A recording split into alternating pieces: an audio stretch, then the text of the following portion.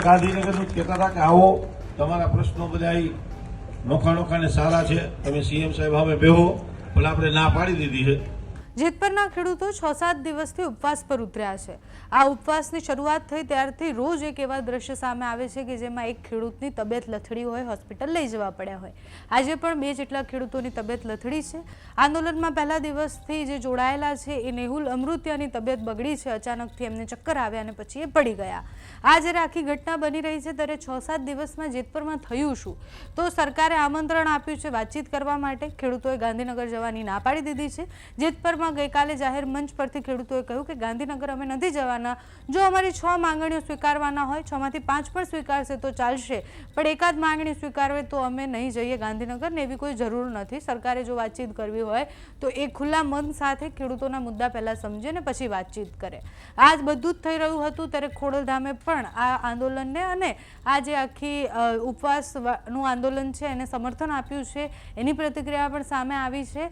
ગઈકાલે જ્યારે બધા જ લોકો ત્યાં આંદોલનમાં બેઠેલા હતા, ઉપવાસ પર બેઠેલા હતા, ત્યારે ત્યાં એક પત્ર આવે છે। પત્રમાં સરકારને મળવાની વાતચીત થાય છે, કલેક્ટરને એ પત્ર આપી દેવામાં આવ્યો છે અને સરકાર સાથે વાતચીત ટૂંક સમયમાં જેતપરના ખેડૂતોની થાય એવી સંભાવનાઓ છે।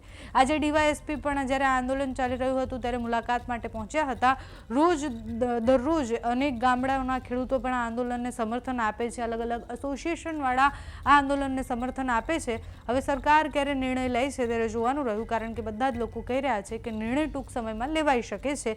ખેડૂતોના હિતમાં એ નિર્ણય ક્યારે આવે છે એ સમય બતાવશે। ગઈકાલથી લઈને આજ સુધીમાં જેતપરથી જેટલા પણ દ્રશ્ય સામે આવ્યા છે, પ્રતિક્રિયાઓ સામે આવી છે, તેના પર કરીએ નજર।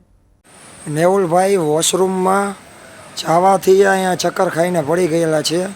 નેહુલ અમૃતિયા જે ઉપવાસ છાવણીમાં બેઠેલા હતા, વોશરૂમ કરવા ઊભા થયેલા ને અહીંયા ચક્કર આવતા પડી ગયેલા છે।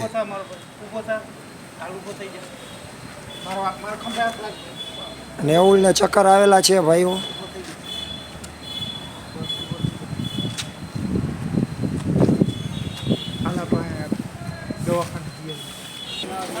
બોલો એમડી ને બધા બોલો, હાલો પોલીસ વાળા ગઈ ગયા, બોલો તમારે સાહેબ કી ના ના ઉપર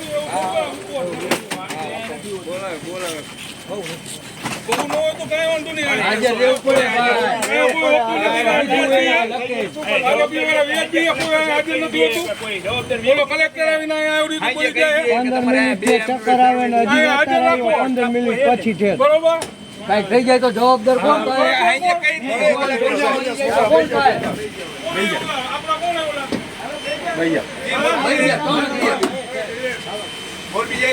ના ના ચક્કર આવી પડી ગયા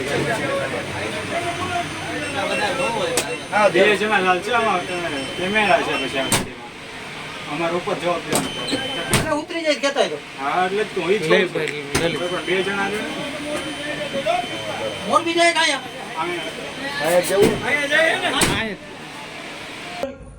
ખેડૂત રાજી થાય એવો જ કરવાનો છે।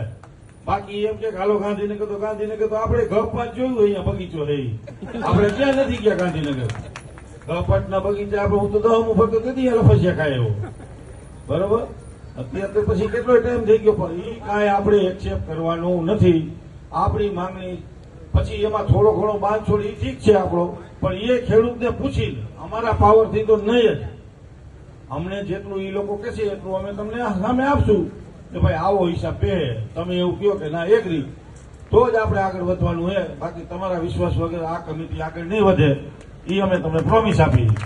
અત્યારે એ લોકો આપણે ગાંધીનગરનું જ કહેતા હતા કે આવો તમારા પ્રશ્નો બધા નોખા નોખા ને સારા છે, તમે સીએમ સાહેબ હવે બેહો, પણ આપણે ના પાડી દીધી છે।